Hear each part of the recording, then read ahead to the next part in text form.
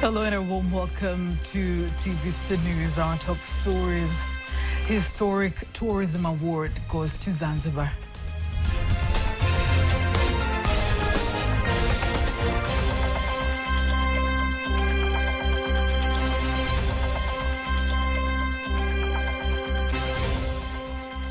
RC Chalamila says SGR is safe.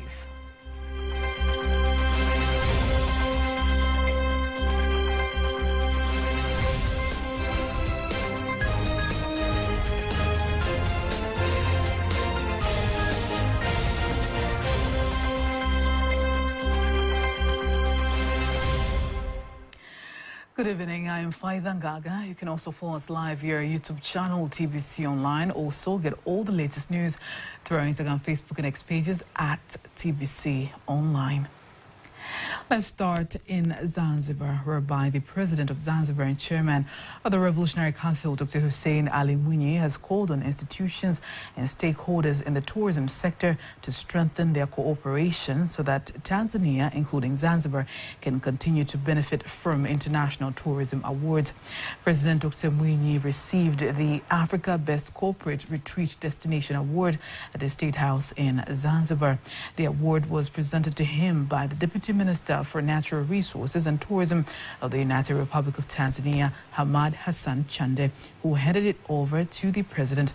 Zanzibar won this award for the first time in 2025, competing against 4 other countries, including Kenya, South Africa, Morocco, and Botswana. Na sisi tunajivunia sana kupata tuzo ya kuwa eneo bora barani Afrika. We are very proud to receive the award for being Africa's best business leisure destination. It is truly a great honor for our country, and indeed it motivates us to work even harder, especially considering that tourism is backbone of our economy. When we receive award like this, it means we are doing something right. We have a responsibility to maintain this standard so we can attract even more tourists and continue to grow our economy. I would also like to take this opportunity to congratulate our colleagues from mainland Tanzania for winning the awards for the world's best safari tourism destinations. Now from Zanzibar, let's come back to Dar es Salaam, whereby the Dar es Salaam Regional Commissioner, Albert Chalamila, says the modern railway transport system is safe following the unrest that occurred on October 29th this year. Chalamila made the statement after inspecting its infrastructure and emphasizing that the government will continue to protect the SGR modern railway infrastructure for the benefit of the nation. Additionally, Chalamila stated that transport services to upcountry regions, including bus travel, are being closely monitored to ensure that citizens travel safely during this end of the year festive season. TRC upande wa Dar es Salaam iko salama sana. The TRC operation in Dar es Salaam are very safe, and all passengers boarding this train from Dar es Salaam to Dodoma and vice versa should feel proud and have no worries at all. Whether one is Tanzanian or not, we assure them that the infrastructure and all other related systems will continue to be well protected because they carry great importance for everyone. Earlier, the Director General of the Tanzania Railways Corporation, TRC, Engineer Machibia Shiwa, said that the construction of urban rail lines within Dar es Salaam will begin next year in order to ease transportation within the city. Now let's head to Nairobi, Kenya. The President of Kenya, William Ruto, has led Kenyans in a moment of silence in honor of the late Raila Odinga during the Jamhuri Day celebrations held today at Nyayo Stadium in Nairobi. In honor and remembrance of the Honorable Raila Amolo Odinga and honor his sacrifice, service and enduring legacy. Teddy Mparanyanga has more. Jamhuri Day, observed on December 12th, celebrates Kenya becoming a fully independent republic in 1964. The word Jamhuri translates to republic in Swahili. This day not only marks independence, but also the establishment of the presidency and Kenya's full sovereignty. It is the day Kenya severed old colonial ties and elected its first president, Jomo Kenyatta, who had earlier served as the Prime Minister of the independent Kenya. Kenyatta transitioned from Prime Minister to President 1 year after independence. Generally, Madaraka Day is about self-governance, the first step towards freedom, while Jamhuri Day is all about full independence and nationhood. Both days are celebrated with patriotic events, including parades, cultural performances, and speeches. During his speech, President William Ruto has promised to rename the soon-to-be completed Talanta Stadium in honor of opposition leader Raila Odinga, following an emotional appeal by Nairobi Governor Johnson Sakaja during this year's Jamhuri Day celebrations. Teddy Paranyanga, TBC News. Now, as Kenya marks Jamhuri Day, highlighted this year by President Ruto's moment of silence for the late Raila Odinga, let us now take a look at what these events mean for the nation's politics and unity. And to help us break it down, we're joined by political analyst Paternus Niegira. Paternus, welcome to TBC News once again. Thank you so much. So, with regards to what happened today in Nairobi, how do you assess Jamhuri Day as a symbol of Kenya's national unity and democratic identity? Yeah, thank you so much. It is not just a commemoration day, but also it signifies a living symbol of unity and a free liberated Kenya. In fact, it signifies the three dimensions of time being brought together at once. It shows of the past where they came from by having independence the very same day from the British colonial rule. But in a year ahead, in 1964, they became full republic, where the Kenyans now came to be in mandate of running all the strategic sectors of the economy, but also becoming a sovereign state where they could discuss their things and operate in the manner they wanted as their traditions calls for. That's what the past is. So at the very same time, it shows the liberator struggle, those we call the heroes of liberation, the heroes of independence. So it gives a little bit of history of where they have come, so that the present time, which is the second now time, showing to the generations today, the Gen Z and the rest, that no, what we are today, it was a serious battle, which was arrived at through self-governance, nationhood, but at the same time, national dignity. And the other now part of the last season, we may say the future.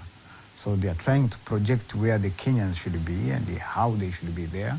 And so therefore, they are calling up for the unity, that despite of having different ethnic groups within and different political differences, still they can rise up and stand as a people and speak within the same language, and they can celebrate the day. So, without a doubt, for people who may not be familiar, you're speaking of the difference between Madaraka Day and Jamhuri Day. Yes. Maybe for putting into context the distinct... The distinction of Madaraka Day is when they become a republic, a full republic in 1964.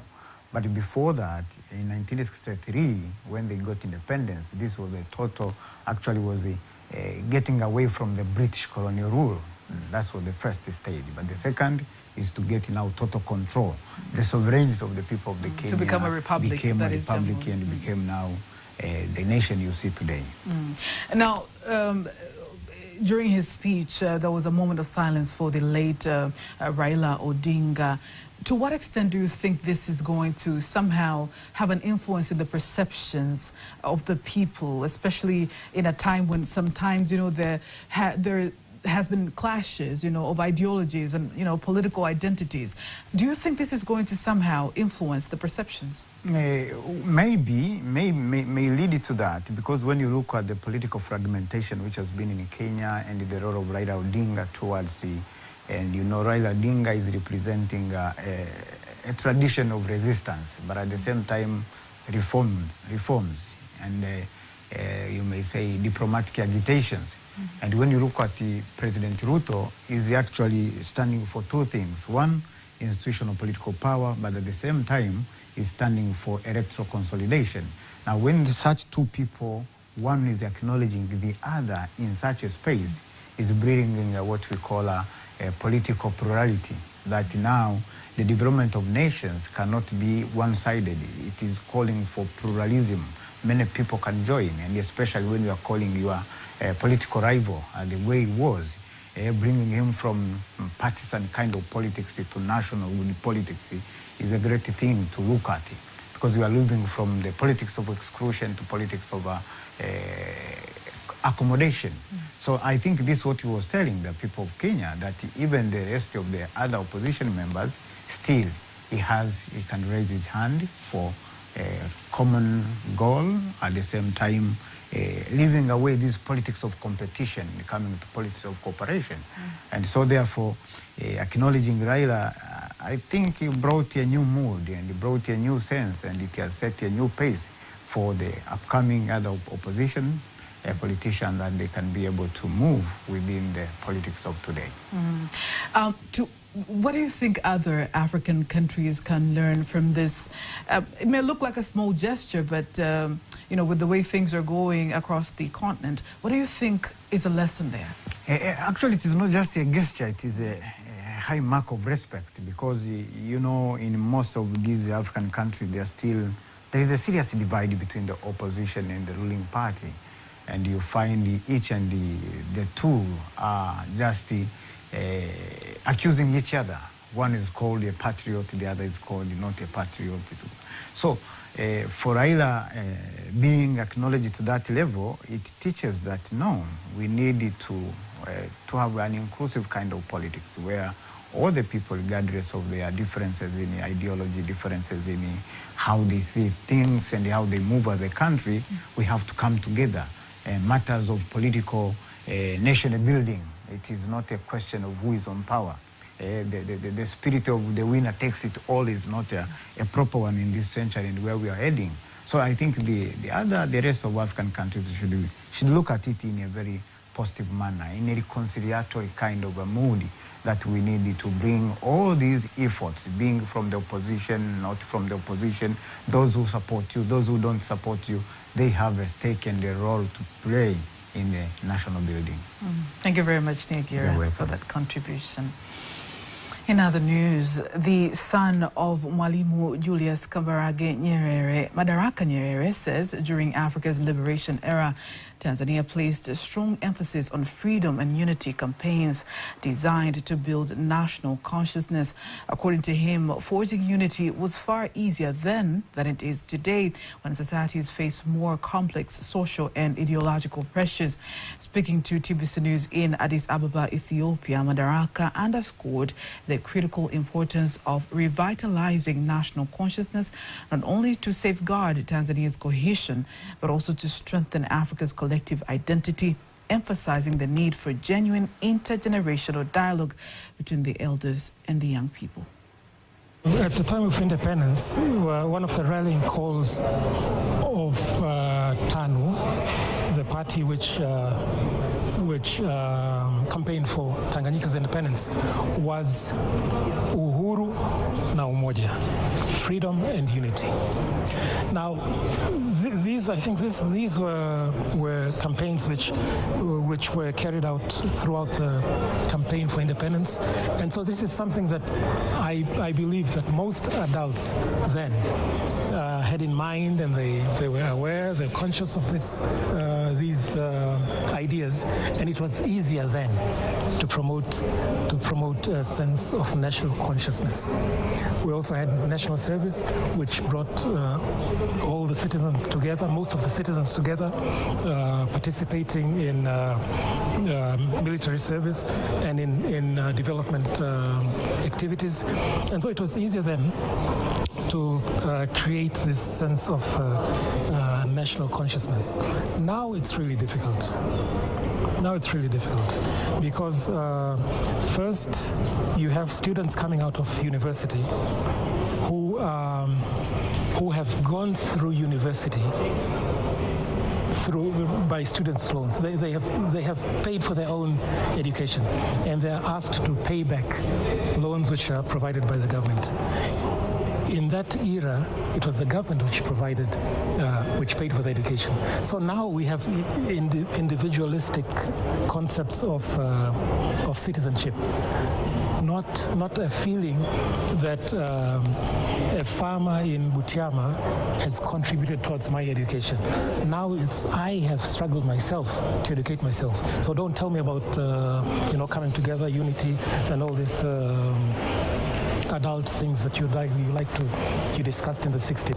There has to be a dialogue between the older generation and the younger generation to see where we can come together and agree on certain important things that will move all of us forward. Dialogue is really important. Yeah. Without dialogue, it's really difficult to arrive at any meaningful decision which will help everyone. Madaraka also urges the African media to take a leading role in shaping narratives that reflect the continent's dignity, resilience, and intellectual leadership. He calls on content creators and newsrooms to produce stories that promote Pan-Africanism, counter stereotypes, and project a positive, accurate image of Africa to the rest of the world.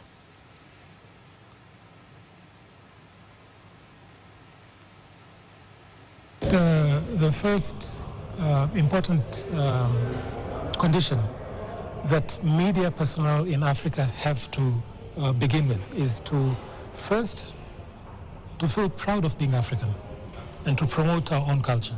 Because if you're not proud of African culture, how do you go about promoting the narrative on Africa, positive narratives on Africa? So you have to be proud of being African and then use our cultural heritage to promote the various rich heritage that we have in our culture and in our societies.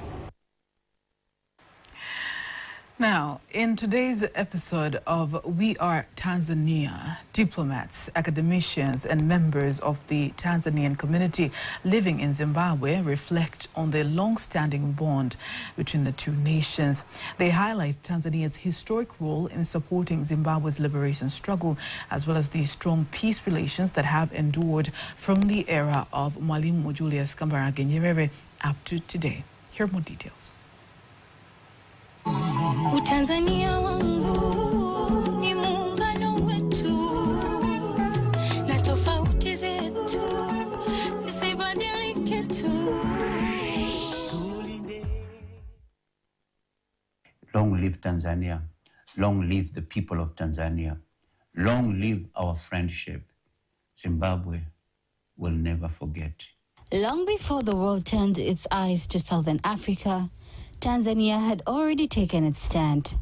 When Zimbabwe's liberation struggle seemed distant and uncertain, Tanzania stepped forward with courage, conviction, and an unwavering belief in freedom. Under President Julius Nyerere, Tanzania emerged as the beating heart of African liberation. Dar es Salaam became a sanctuary of hope, a home for visionaries, a launchpad for a continent determined to rise. After Ian Smith's unilateral declaration of independence in 1965, Zimbabwean nationalists found more than just refuge on Tanzanian soil. They found recognition, dignity, and a partner determined to walk the journey with them. 64 years have come. You were the first birds in the air. You took independence because of humility, because of love of the common people, because of love of leadership, and because of empowering Africans. We cannot learn enough from Tanzania. We are a young nation, much younger than Tanzania. But both the leaders of Tanzania, including Mwalimu Nyerere, have stood by us to where we are now. To learn and follow Mwalimu's values. Unity, hard work, honesty. And I don't know if you know the phrase he always used to say, when you look at impossible things, it can be done. Play your part. You know, on 25 May 1963, the founding father and president of Tanzania, Mwalimu Julius Nyerere, spoke in Addis Ababa at the founding of the AU, where you called for the unity of Africans. It's actually a source of pride for us to reflect on the journey that we have traveled so far, not only as Tanzanians, but also as Zimbabweans on our part, and also as a region, to say if it wasn't of Tanzania attaining independence, probably the whole region now could have still been under colonial rule. You all, the youth of Tanzania, to continue carrying on with the legacies of Mwalimu Nyerere. We learned here in Zimbabwe that Nyerere offered a haven of peace. So to us, Zimbabwe, Tanzania is a very peaceful country. I've been there personally. I've been welcomed. I was welcomed very well by the people of Tanzania. The friendship between Tanzania and Zimbabwe is more than a chapter in history. It is a living testament to who we are, a nation of peace, a nation of humanity, and a nation that lifts others as it rises. This is our story. This is our legacy. We are Tanzania.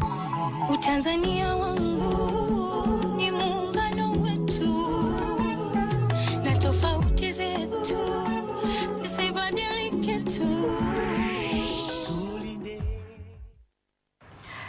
We are Tanzania indeed. That segment will be brought to you every day on TBC News. The Permanent Secretary of the Ministry of Transport, Professor Gaudius Kahiarara, says if Tanzania succeeds in ensuring the use of railways to transport cargo within and outside the country, the nation will be able to save more than 2 trillion shillings annually for road maintenance. Here's a report by Ismail Bugda, read to you by Teddy Mpranyang.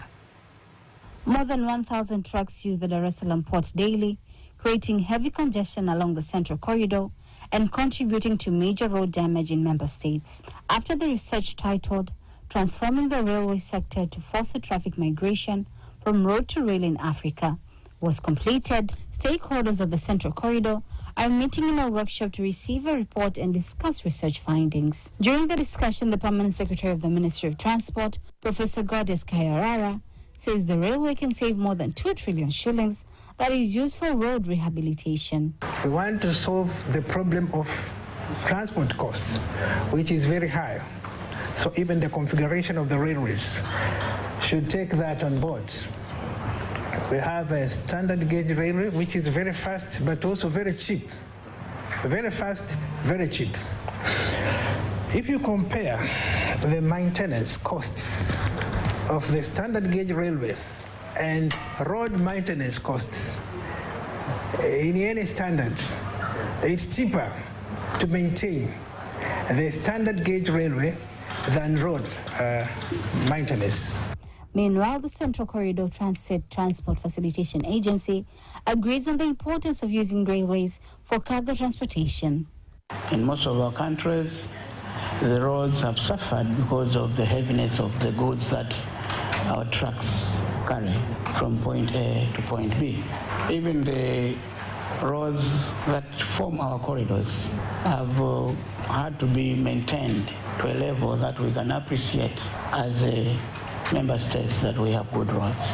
But the heaviness of the goods that are moved through the roads have given us sleepless nights sometimes, because over a short period the road has to be redone. Stakeholders further stress that time has come to establish a joint funding mechanism to support railway projects across member states. The Republic Democratic of Congo have many problems about the railway sector. That's the opportunity for her to explain and guide the government to make in place the opportunity to develop the railway sector in DRC. I think it is very pertinent that the partner states come up with a railway development fund so that these railway projects can be implemented on time. We need to shift from project by project financing to corridor-based investment strategies, which will reflect basically long-term regional value. When we were looking at the possibilities of that line, we had a view of connection in Uganda up to Kasese and Pondwe, then DRC, but then there is also the other possibility of Bundibujo, that is the Kamango border. The research advises the Central Corridor to continue to invest in rail infrastructure as the backbone of its economic activity and catalyst for deeper regional integration. The Central Corridor has a railway network stretching 12,457 kilometers, with Tanzania contributing 4,142 kilometers, equivalent to 33% under both the MGR and SDR systems. On that note, let us now have a look at today's exchange rates according to the Bank of Tanzania, BOT.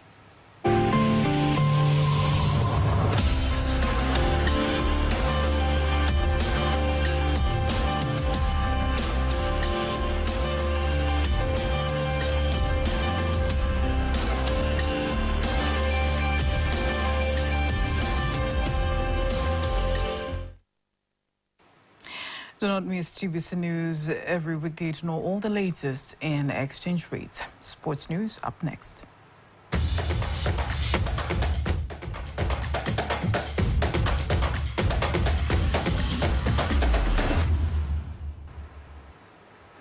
And in sports news, Blueberry travel manager Sobraj Kanhia says they have arranged the simplest way for football fans to travel to Morocco to support Taifa Stars in its AFCON 2025 matches.